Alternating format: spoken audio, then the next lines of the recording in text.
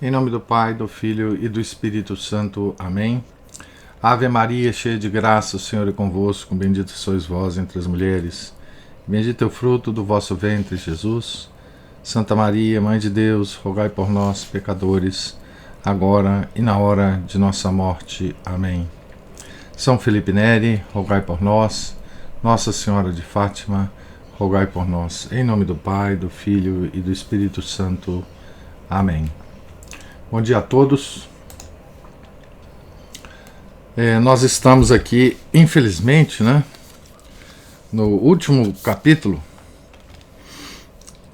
do livro A Fé perante a Ciência Moderna, escrita por Monsenhor de Seguir, capítulo 25, página 125. No século XIX, a Igreja não excluiu a ciência mais do que nos séculos passados.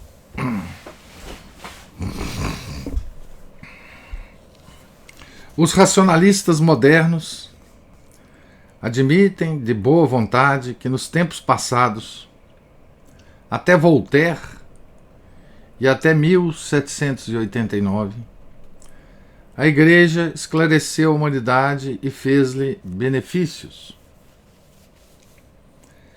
Dignam-se confessar isto. O cristianismo tirou a humanidade da barbárie, civilizou os costumes e preparou os tempos modernos. A Igreja produziu os beneditinos, os doutores e os sábios da Idade Média. Santo Agostinho, São Bernardo, Santo Alberto Magno, Santo Tomás de Aquino são incontestavelmente grandes nomes que honraram a humanidade não menos que a religião.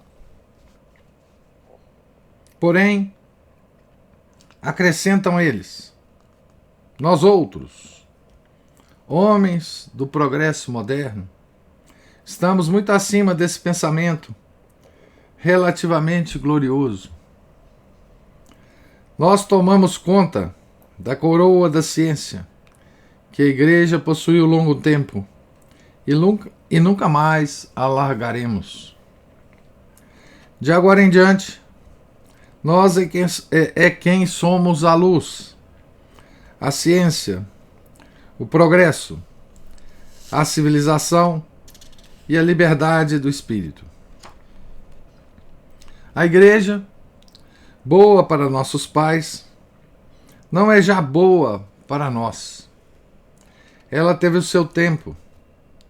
Agora deixe-nos a praça livre, a nós que pertencemos à geração futura e que somos os homens do progresso infinito.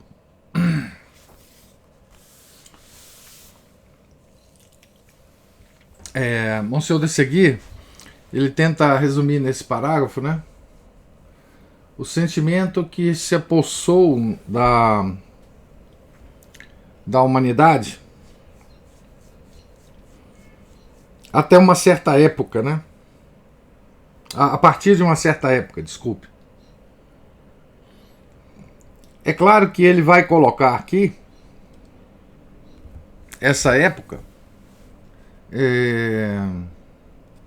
coincidindo com o século XVIII, o século do iluminismo, o século dos enciclopedistas, o século da Revolução Francesa. E não há nada demais nisso, se nós considerarmos o século XVIII como o cume de uma preparação lenta para o estado de coisas que nós vivemos hoje, é correto, Mas a gente sabe que esse processo, né, que transcorreu no século XVIII, ele também tem uma história, né? Ele também tem uma, digamos assim, uma geração, né? Não se chegou ao século XVIII de repente também, né? Enfim, mas ele chama atenção aqui de um espírito e de uma estratégia dos racionalistas da época dele, e também hoje, né, na nossa época, que é o de reconhecer que a igreja foi importante em todo o processo, né? Eles não negam esse valor, digamos assim, puramente civilizacional, puramente material da igreja. Eles nos dizem, não, vocês foram muito importantes nos séculos anteriores. Isso até hoje dentro da igreja acontece, né? Os modernistas nos falam isso sempre, né? Não, foram muito importantes. Vocês vejam o tanto de nomes aí importantes que vocês tiveram. Que coisa boa, parabéns para vocês. Só que nós hoje vivemos numa outra época. Vocês como que ficaram paralisados no tempo, né? E vocês agora não estão preparados para liderar o processo que nós iniciamos, né? Vocês não estão preparados para liderar essa nova era de progressos, né? Vocês não se acostumaram com isso, né? Pode deixar parabéns para vocês, mas da agora para frente nós é que vamos tocar o processo, né? Porque nós temos a técnica, né? Nós temos a ciência, nós, afinal, nós somos homens racionais, né? Vocês lideraram um período muito obscuro da humanidade, né? Um período que ela precisou de vocês, mas agora, finalmente, nós podemos nos libertar, né? Esse pensamento é caracteristicamente renascentista, né? Finalmente, na Renascença, o homem teve o sonho de se libertar das cadeias morais da igreja, né? Ele se viu numa posição em que ele já não achava mais que era necessário, né, uma vida moral. Isso foi aos pouquinhos, obviamente, né? E a ciência deu a ele essa perspectiva, né, de progresso indefinido, controle da natureza e progresso indefinido. Tudo isso é belo e bom, mas é poesia revolucionária e nada mais. Muito bom essa expressão do Monsenhor de Segui, né? Poesia revolucionária.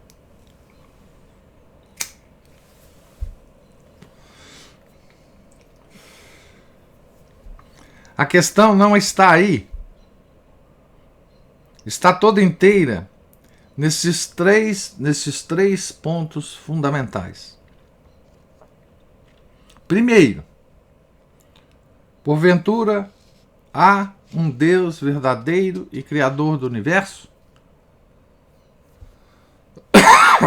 Segundo, Jesus Cristo fez milagres, para provar que era Deus com forma humana? Ressuscitou?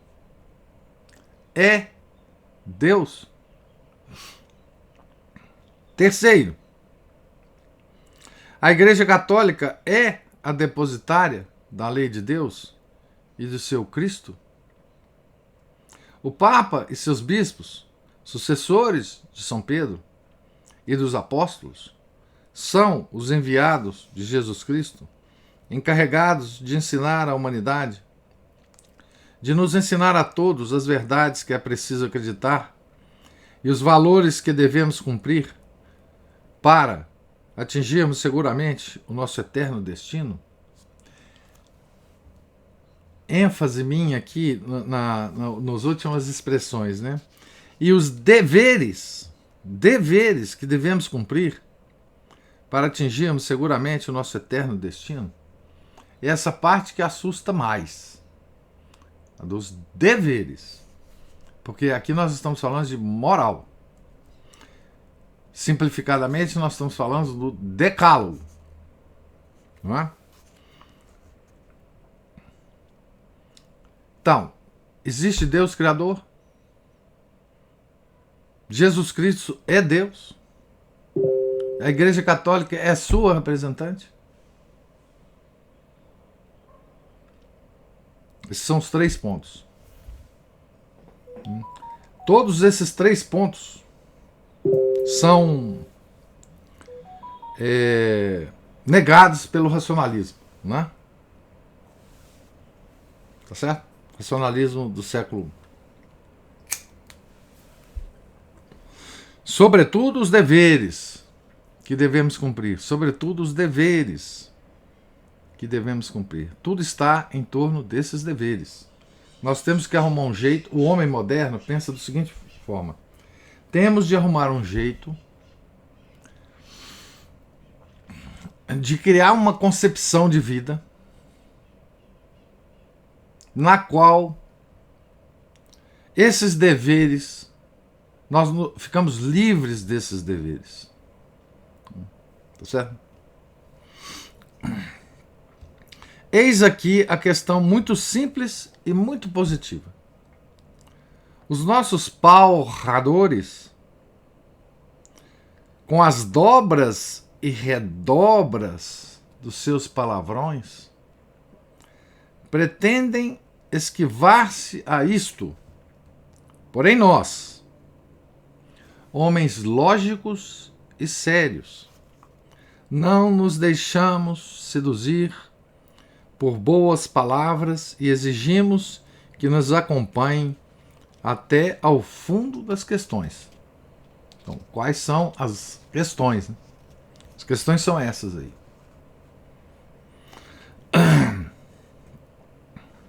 Se a Igreja é de Deus, explicai-me o que é esse conjunto confuso de meias-verdades, de hipóteses duvidosas, de afirmações mal provadas, de descobertas incoerentes, que com o nome de ciência moderna se insurgem contra a Igreja e lhe declaram guerra.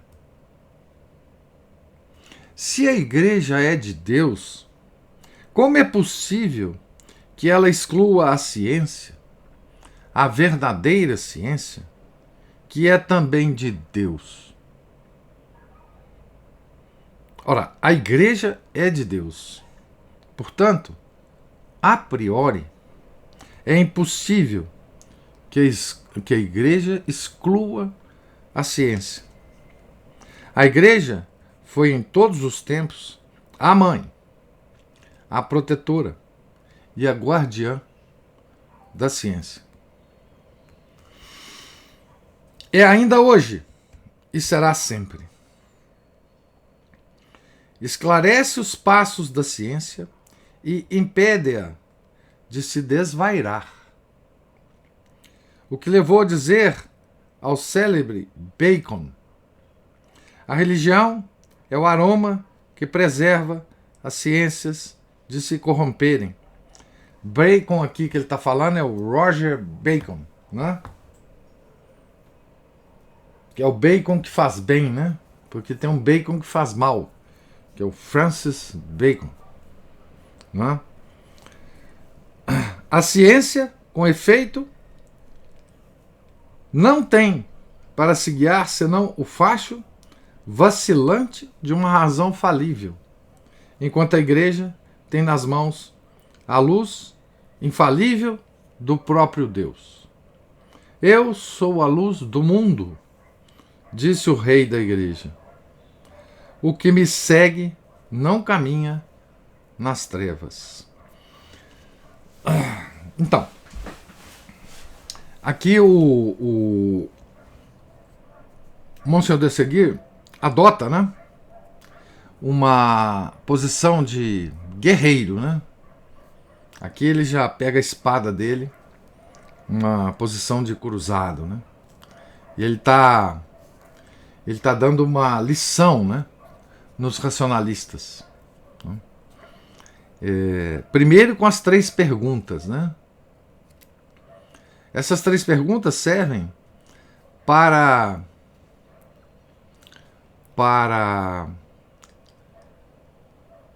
avaliar, não é? A adesão que esses falsos sábios têm à igreja verdadeira, não é? Então, a primeira arma do Monsenhor de Seguir, né?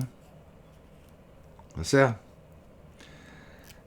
Depois, ele diz o seguinte, né? Se você declara, se você responde positivamente a essas 3 questões, não é possível, a partir disso, logicamente, não é teologicamente, não é nada, é logicamente, não é possível que você acuse a igreja de ser contra a ciência ou de prejudicar a ciência, né?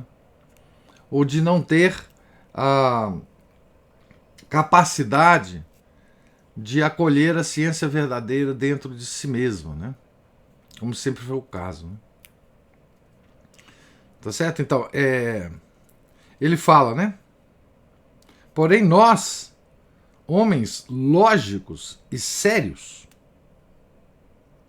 não nos deixamos seduzir por boas palavras e exigimos que nos acompanhe até o fundo das questões. Então, aí ele vai definir a ciência moderna. Veja a definição dele, porque a definição dele é muito mais clara para nós neste século que nós vivemos do que talvez no século XIX, quando ele falava isso. Tá certo? Por incrível que pareça. Né? Por incrível que pareça. Veja como é que ele define a ciência moderna. Essa que nós chamamos de ciência aqui, né?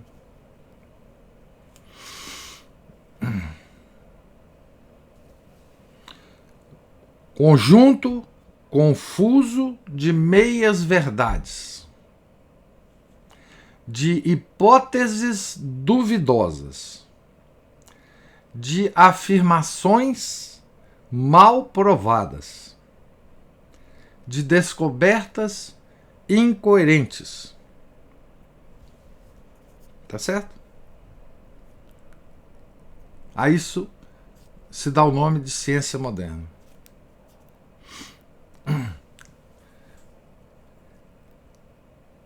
Nós podíamos adicionar muitas coisas aqui, né?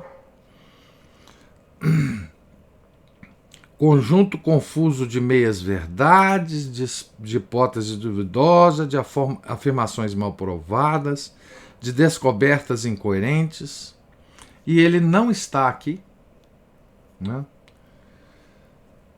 Ainda não tinha ficado claro isso, né? a respeito das fraudes que se comete em nome da ciência, fraudes científicas, fraudes em experimentos científicos, fraudes em artigos científicos publicados em revistas importantes, né?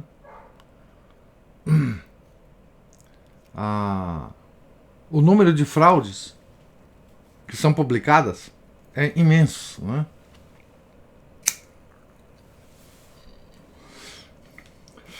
Hoje nós temos dois exemplos que saltam aos olhos, né?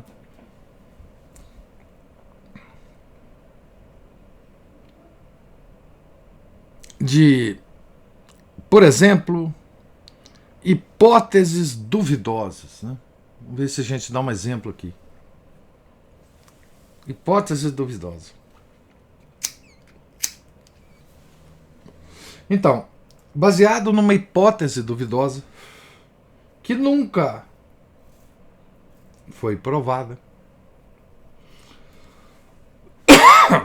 construiu-se, hipótese que nasceu há 170 anos atrás, mais ou menos, construiu-se no mundo um aparato acadêmico, dito científico, dito tecnológico, imenso, não é?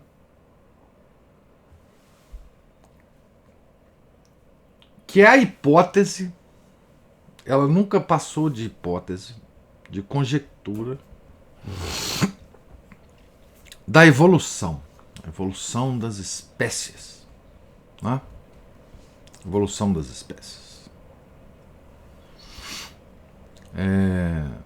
Nunca foi provado, nunca se conseguiu constatar um fato científico que desse a mínima possibilidade de haver existência de evolução das espécies, ou seja, de uma espécie se transformar na outra. Espécies animais, né? Nunca se encontrará, não?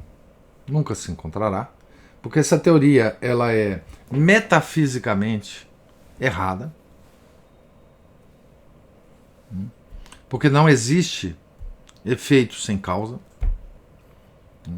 A evolução ela exige que exista um efeito sem causa, então ela nunca será provada. Ela é uma hipótese duvidosa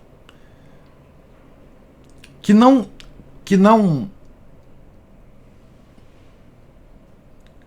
é defenestrada do mundo, justamente por causa de todo um universo de horizontes mentais que ela traz para o homem, em termos dos deveres que devemos cumprir para atingirmos seguramente o nosso eterno destino. Então não existe eterno destino.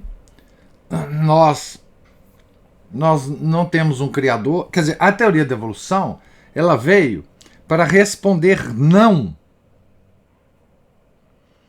à primeira pergunta. E respondendo não à primeira pergunta, se desvencilhar dos deveres que devemos cumprir. Tá certo? E é por isso que ela hoje, na verdade, ela é um complexo acadêmico complicadíssimo que gasta um dinheiro incrível, não é?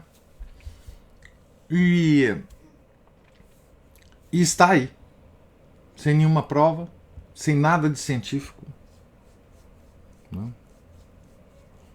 E a gente se pega perguntando, né? Como que isso aconteceu? Não é? Tem história, claro, não é? Tem história. Porque a teoria da evolução ela não tem só um aspecto científico, né? Ela tem um aspecto social e político muito forte, né? Eu acho que tem um livro que foi traduzido recentemente no Brasil, depois vocês olhem. O livro se chama de Darwin a Hitler. Pra vocês verem qual que foi uma das consequências, né, dessa hipótese duvidosa, né? Certo? Então, esse é um exemplo, né, que a gente pode dar de hipótese duvidosa. Um outro exemplo que vivemos pelo menos há uns 30 anos, talvez um pouco mais, um pouco menos, que é a hipótese duvidosa do aquecimento global. A hipótese do aquecimento global, ela é megalomaníaca, né? Quer dizer, simplificadamente, é o seguinte: o homem, através das suas ações no planeta, principalmente do sistema industrial que se montou no mundo, por causa dos combustíveis que se usa no mundo, por causa de várias ações que o homem toma em relação à face da Terra. Vamos lá, desmatamento, por exemplo, né? Este homem está fazendo com que a temperatura do planeta Terra suba.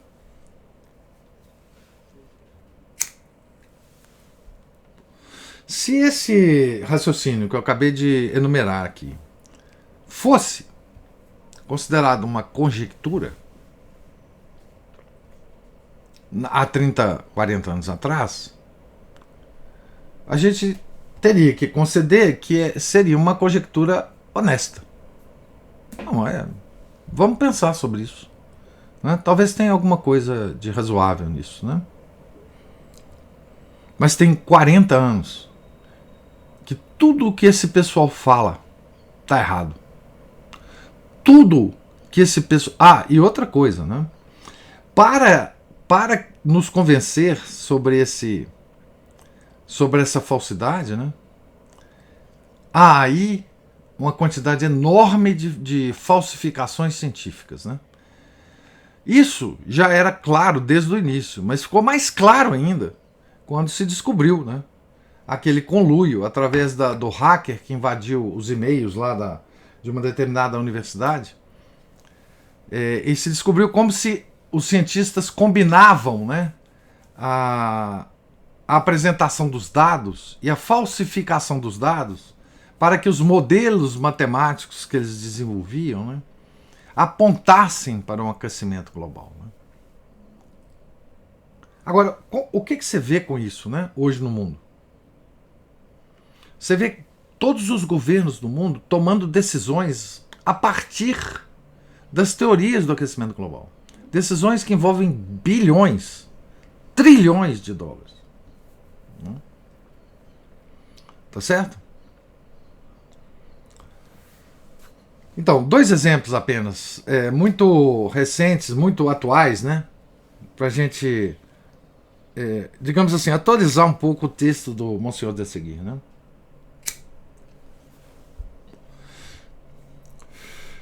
Eu sou a luz do mundo. O que me segue não caminha nas trevas. É verdade que neste último século, muitos homens ignorantes ou perversos têm querido, como o filho pródigo, apoderar-se da ciência à maneira de bagagem e obrigá-la a fugir com eles da casa paterna. A ciência, porém, filha de Deus, não se deixou levar por esses culpados imprudentes. Os filhos pródigos, que pretendem tê-la conseguido e fazer-lhe partilhar dos seus criminosos desatinos. Criminosos desatinos. Enganam-se grosseiramente. Eles levaram consigo uma má servidora, traiçoeiramente revestida, com os hábitos reais de uma filha da casa. E esta senhora representa tanto a ciência como o erro representa a verdade. Então, a ciência roubada da igreja é uma falsificadora, né? Criminosos desatinos, né? Castigados pelo mesmo ponto em que pecaram, os sábios incrédulos são perdidos pela própria ciência. Esta cega-os, embriaga-os, envenena-os, corrompe-os e os mata. Mas por que razão imagina tanta gente que a igreja é inimiga da ciência? Por diferentes razões, muito fáceis de compreender. Primeiramente, porque as pessoas do mundo confundem facilmente a ciência com as aparências da ciência. Como a igreja teme soberanamente a meia ciência, cujo perigo mostramos há pouco, como ela condena energicamente a falsa ciência, origem de meus erros, os espíritos superficiais acusam-nos em altos gritos de obscurantismo e declaram terminantemente que somos inimigos da ciência. Repetimos-lo pela centésima vez. Somos inimigos da falsa ciência e não da verdadeira. Em segundo lugar, confundem muitas vezes a ciência com os sábios. Não é a mesma coisa. Eis aqui um sábio, um grande sábio, porém um ímpio, um herege, um revolucionário, um homem que não se serve do seu saber senão para atacar a religião. Teremos, porventura, culpa de o tratar como inimigo? Por isso, repelimos nós a ciência? Em terceiro lugar, o que nos faz parecer muitas vezes que não amamos a ciência são os legítimos temores que manifestamos com respeito aos multiplicados abusos que se cometem. Muitas descobertas belas, indiferentes em si mesmas, aproveitam ao mal muito mais do que ao bem, em vista da perversidade humana. Tais são, entre outras, a imprensa e o vapor. Seguramente a culpa não é dessas descobertas, nem dos sábios que as fizeram, ainda menos da ciência, de onde procedem. Contudo, por causa do resultado final, que é geralmente mau com relação às almas, a Igreja observa com certa apreensão estas conquistas da indústria, a qual não recusa, por outro lado, uma justa admiração. Imprensa e vapor, né? Que era o vapor era o grande meio de transporte, né? Do século XIX, né? Máquinas a vapor, né? Não só de transporte, mas também da industrialização, né? Das máquinas, das indústrias, né? Das fabricações, de tudo, né? De tecido, de todos os bens tecnológicos do século XIX, certo? E a imprensa, hein, gente? Veja, a igreja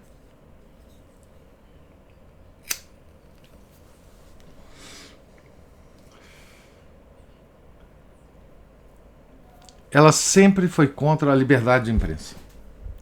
Quando a gente fala isso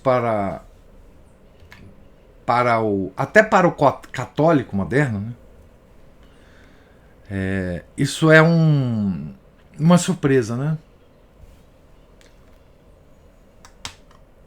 Mas a igreja sempre foi contra a liberdade de imprensa. porque ela via exatamente que sob o manto desse jargão, liberdade de imprensa,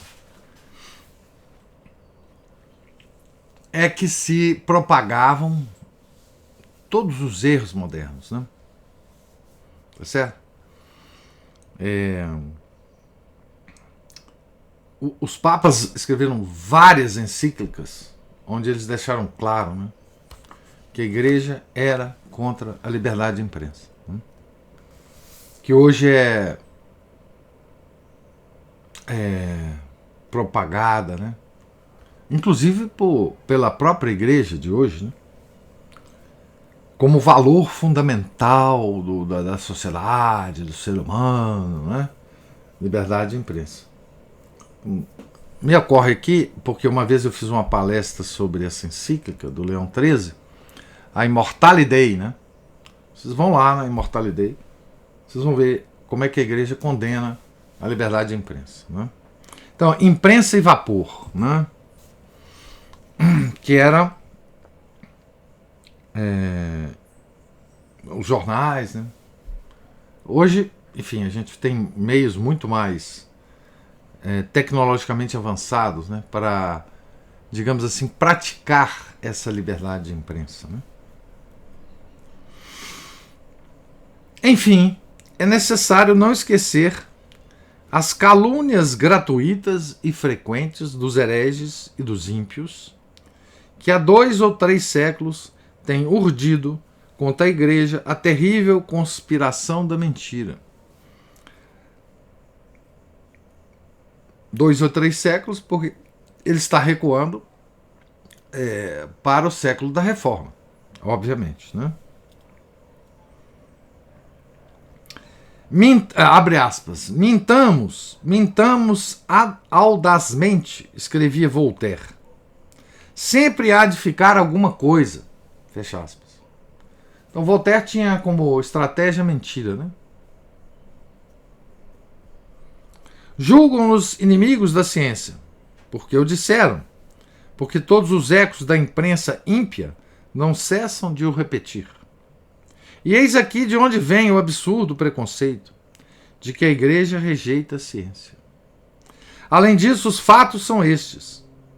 Porventura Bacon, Copérnico, Leibniz, Newton, Pascal, Kepler, Descartes não acreditavam em Deus, nem adoravam Jesus Cristo? De certo, eram sábios e sábios de primeira ordem. Aqui ele comete erros históricos que, na verdade, ele não tinha meios de saber, né? Claro que Newton era um bruxo, né? Um alquimista. Newton, enfim. Tirando Newton, o resto ele está certo aqui, né? Mas no Newton ele não teria condição de saber, né? E no mesmo século em que eles viveram, não conta a igreja entre os seus filhos 1000 nomes que a ciência ilustrou? Aqui ele vai citar Cauchy, grande matemático, né? Ampère, Jean-Marie Ampère, o maior físico do século XIX na França, sem dúvida nenhuma, né? Os 2 Champollion, Biot, também um físico experimental extraordinário, Marcel de Serres, Élie de Beaumont, Courrier, Blainville, Leverrier, Dr. Sepp, o Dr. Dollinger, o célebre arqueólogo de Rossi, Comon, etc. E na mesma classe eclesiástica, os sábios cardeais, May, Mesofante, Pitra, Sete, Padre Patrizzi, Padre Gilbert, Padre Monho e Padre Garini e muitos outros. Bem longe de excluir a ciência, a igreja a cultiva por si mesma e a honra agora e sempre. Claro que ele está citando cientistas católicos franceses, né? Mas tem muitos outros, né? Grandes cientistas em outros países, né? Me ocorre aqui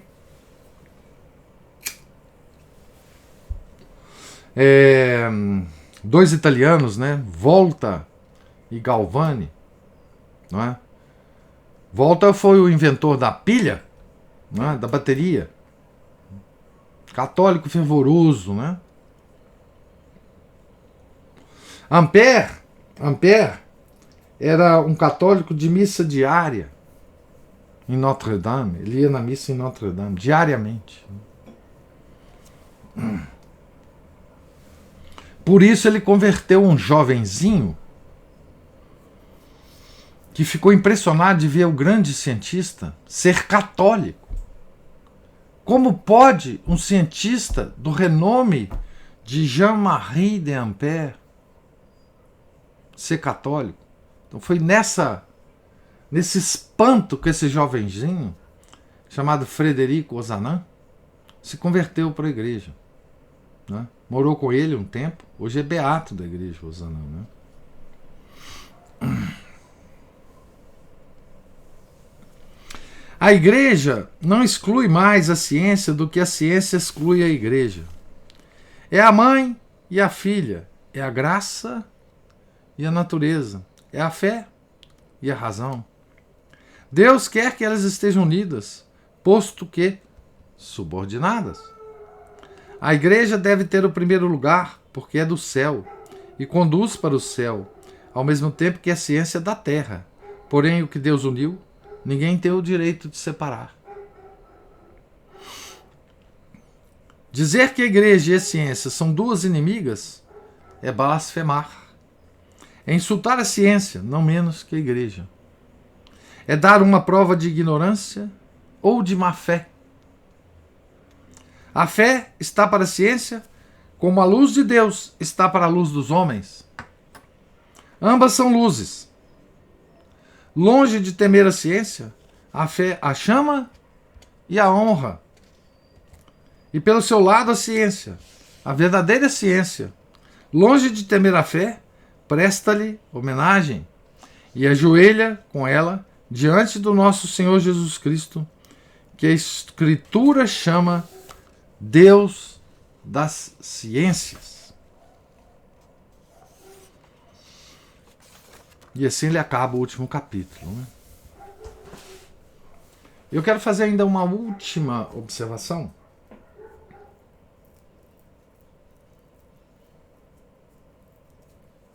Que é a seguinte, né? A situação da igreja hoje é muito diferente da situação da igreja da época do Monsenhor de Segui, né? Tudo que ele falou aqui sobre a relação da ciência, da igreja com a ciência, é absolutamente verdadeiro em relação à igreja tradicional, da igreja de sempre, né? Mas nós sabemos que nós tivemos um desvio no caminho no século XX, né? Então hoje a igreja ela se ajoelhou diante da ciência, né? Então nós vemos espetáculos lamentáveis, né? Desonrosos, dessa espécie de adoração da ciência, mesmo dentro da igreja, né? Nós não temos tempo de discorrer sobre isso, mas eu lembro de dois fatos, né?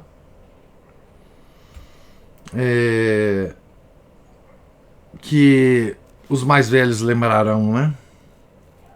O primeiro é aquela coisa desonrosa, né? Que foi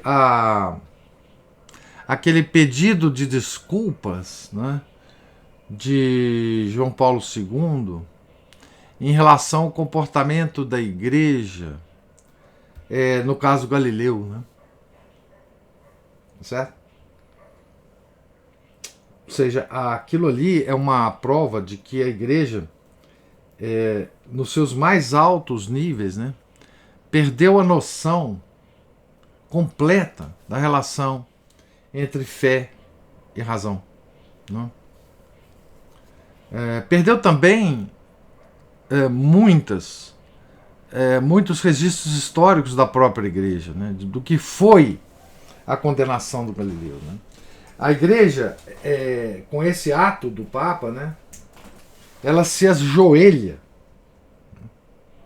diante dos ímpios, dos nossos inimigos, né, e cai na narrativa deles, né, ao ponto de o Papa se sentir levado a pedir desculpa por um pretenso erro da igreja, no caso do Galileu, que não existiu esse erro. Né?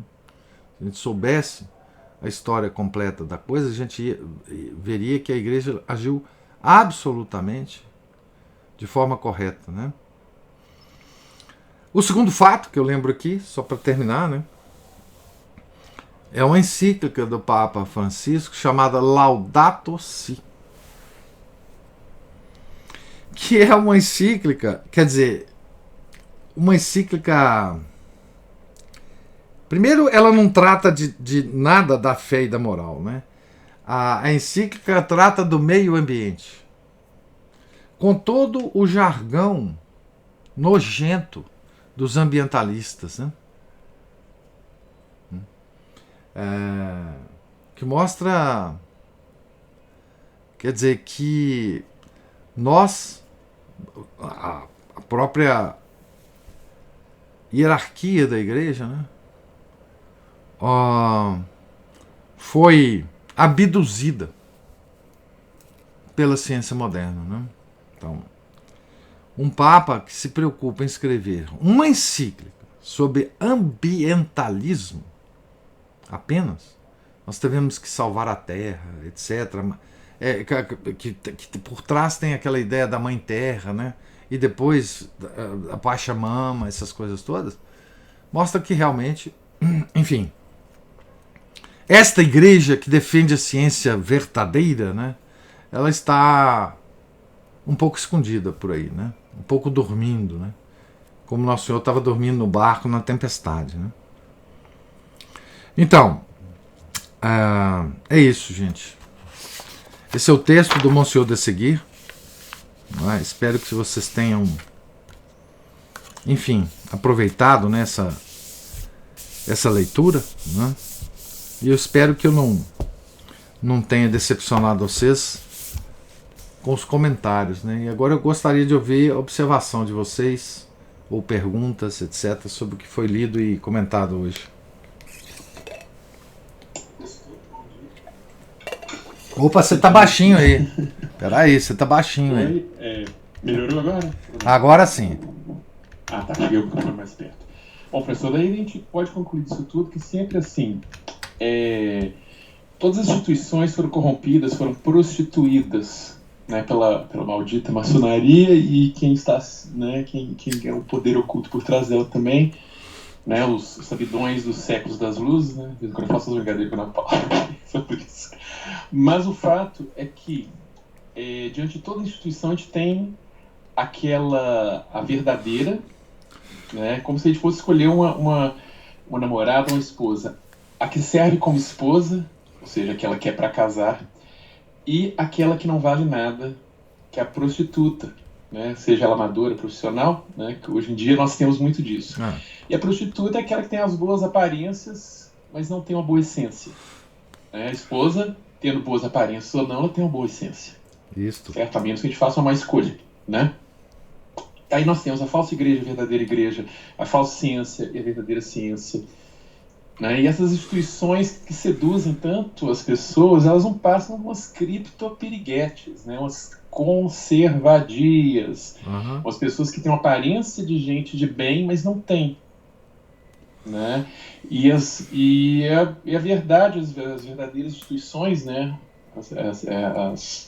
As que servem, as que são para casar, elas não surgem para qualquer um, né? É preciso merecer conhecer essa pessoa, né? Assim como as pessoas vão conhecer uma pessoa para namorar e casar, você tem que estar no ambiente adequado, você tem que procurar nos lugares certos, você tem que pedir a Deus para te mostrar também a luz, porque isso é também procurar a verdade, né?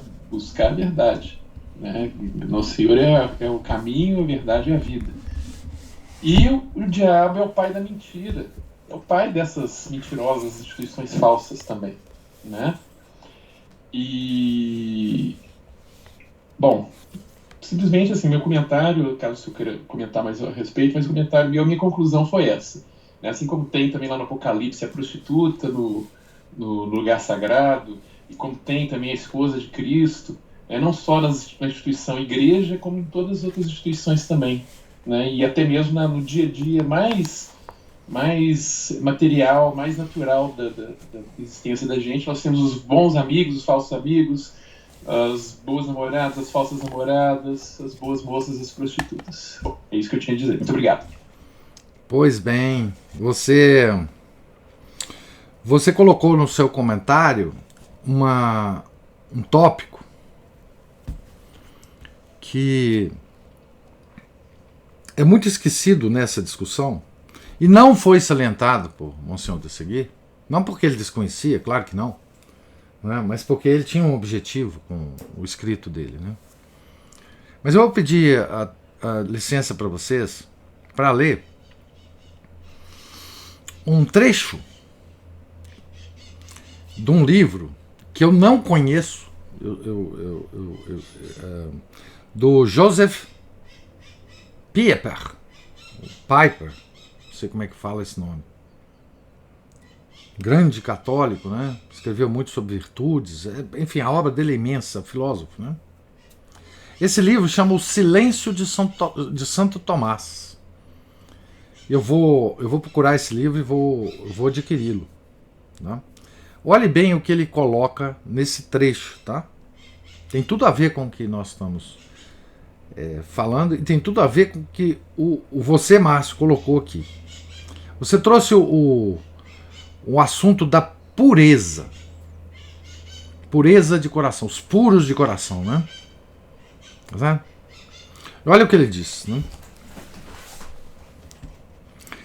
Já que hoje acreditamos que tudo o que um homem precisa para descobrir a verdade é usar seu cérebro de forma mais ou menos vigorosa, e já que consideramos uma abordagem ascética do conhecimento pouco sensata, perdemos a consciência da íntima conexão que liga o conhecimento da verdade à condição de pureza.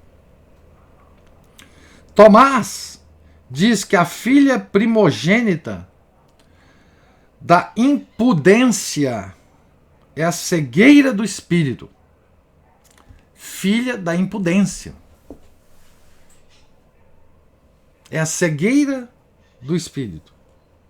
Somente aquele que nada deseja para si, que não está subjetivamente envolvido, pode conhecer a verdade.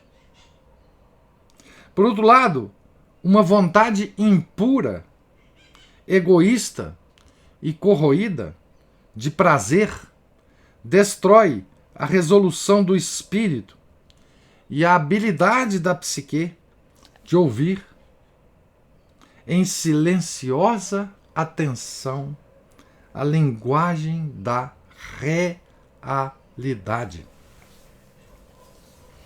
Então veja, esse trecho é extraordinário, né? Ele faz a ligação, né, entre o coração puro e o acesso à verdade, que o Monsenhor de Seguir chamaria ciência verdadeira. Então, aos impuros é vedada. É vedado o acesso à realidade. Por quê? Porque a filha primogênita da impudência é a cegueira do espírito. Então, a realidade, a verdade, ela se esconde dos homens ímpios, dos impuros, a impureza, não é? Ela cega. Então, uma explicação mais profunda, obviamente, dessa falsa ciência, não é? Digamos assim, a explicação teológica, não é? Da falsa ciência é justamente a impureza de coração, a impudência. Esses sábios modernos estão cegos pela impudência, cegos pela impureza. Não há mais, Deus não permite que eles acessem a realidade. Não? Essa é a consequência individual desse pessoal. É claro que isso tem consequências sociais, né? Porque você tornar toda a sociedade humana refém de uma ciência falsa, isso vai causar muito sofrimento. Está causando e tem causado e vai causar mais ainda. Não é?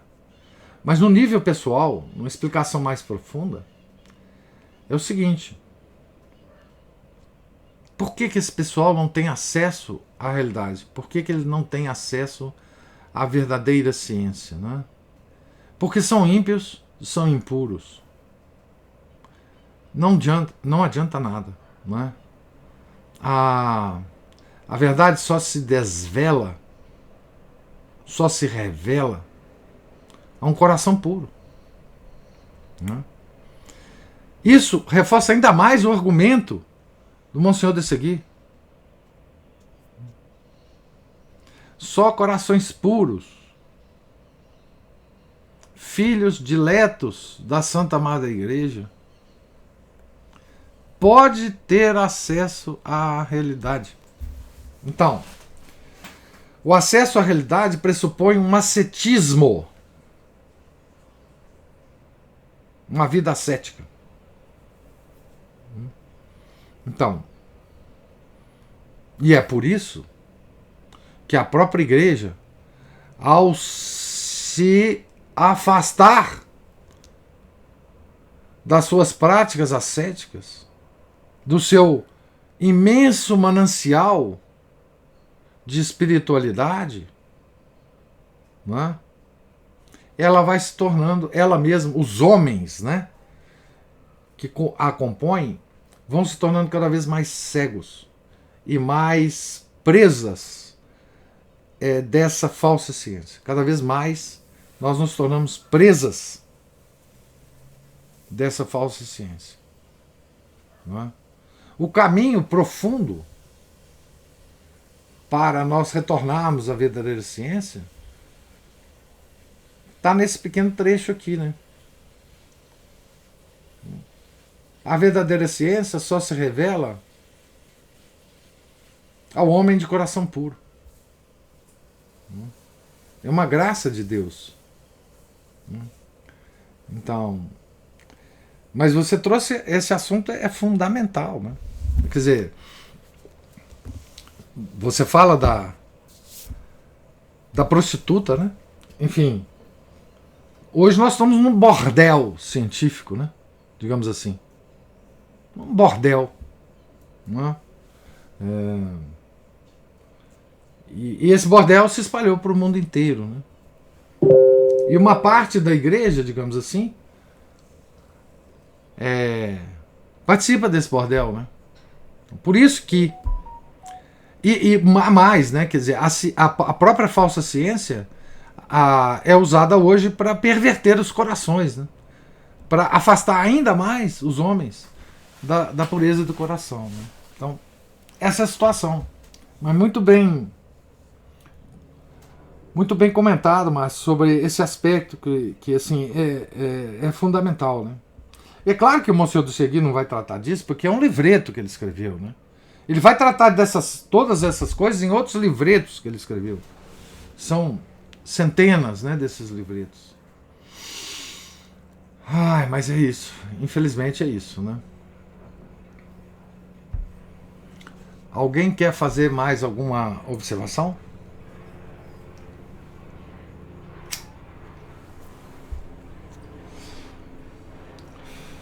Só dizer que é por isso que falam, né, que os padres dizem, acho que eu ouvi isso de um padre outro dia, que um pecadinho não é só um pecadinho. Ele vai, uma mentirinha não é só uma mentirinha. A gente tem que tomar muito cuidado com isso, né, no nível, a gente trazendo isso para o nosso nível pessoal, de que a gente tem que tentar evitar a todo custo o pecado, seja ele aquele que a gente considere, né, como pecadinho, não, porque na verdade não é. Uma coisa vai levando a outra, que vai levando a outra e vai crescendo. E aí vai ficando mais difícil de... Nosso coração vai ficando impuro, né? Na verdade, os santos sempre nos alertam, não contra os pecados capitais, porque esses são claros, né? A gente, quem tem um mínimo de conhecimento do catecismo, sabe quais são eles, né? Mas eles nos alertam em relação aos pecados veniais, porque eles são um caminho para os pecados capitais, eles nos acostumam com os pecados, né? Então, essa ascética, digamos assim, católica, não é?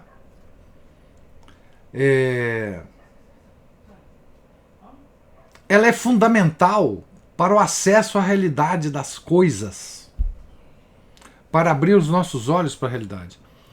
E a ciência é baseada exatamente nisso, em homens que estão com os olhos abertos para a realidade e que podem acessar a realidade e fazer dela,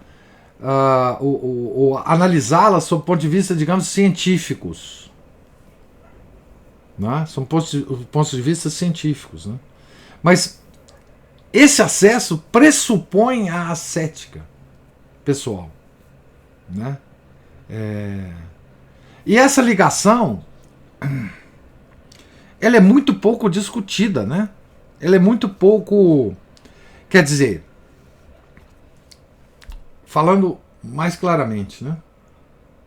A ciência, a verdadeira ciência, o olho aberto para a realidade, ela depende dos dois atributos superiores da alma. Não só do intelecto, como é o caso de todo mundo hoje considerar, né? Tá certo? O intelecto tem uma parte importante, obviamente, nesse acesso, né? Mas ela depende da vontade também, né? Porque é a nossa vontade que nos faz ter ou não um coração puro, né? Então, o acesso à realidade depende dos dois atributos superiores da alma. E a vontade é sempre esquecida. É sempre esquecida nessas discussões sobre o acesso à realidade, né? E o que o Márcio trouxe para a discussão, né?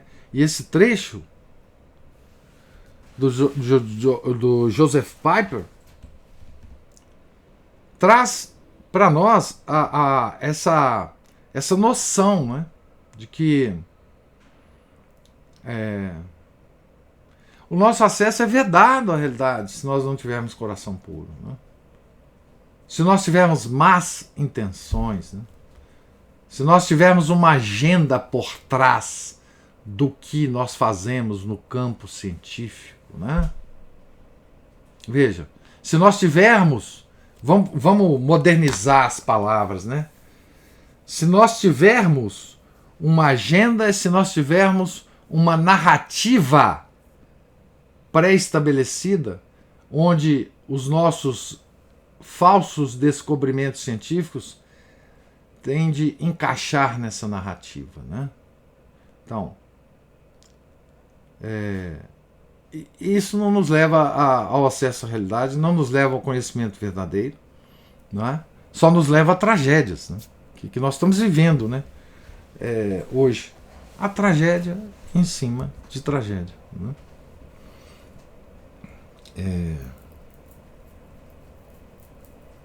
Então, é isso. Alguém tem mais? A Cristina ligou o microfone aí. Eu não sei se ela vai falar ou foi por... Eu ia agradecer, mas o Márcio fez uma colocação que eu acho que fecha com chave de ouro desse livrinho, professor. Esses comentários preciosos do senhor trazer, eu acho que Piper, sei lá como fala. Eu também não sei.